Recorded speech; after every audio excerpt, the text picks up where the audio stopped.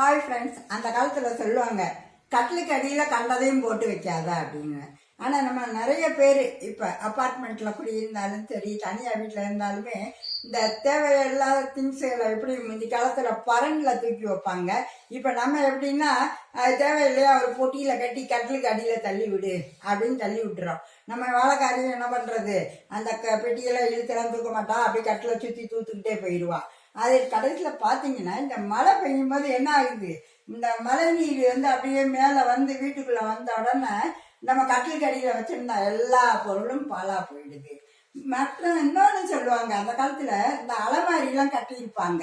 அலமாரினா cupboard, அது பார்த்தீங்கன்னா இந்த மாதிரி எல்லாம் இப்படி கீழே வரைக்கும் கட்டாம அந்த காலத்தில் இவ்வளோ உயரத்தில் வச்சிருப்பாங்க.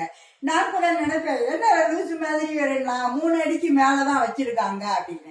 அந்த காலத்துல மாதம் முன்னாடி பொழிஞ்சிருக்கும் போல, அதனால வீட்டுக்குள்ள அப்பப்ப தண்ணி ஏறிடக்கூடாதுன்னு கப்போடெல்லாம் இவ்வளவு உயரத்துல கட்டியிருந்திருக்காங்க.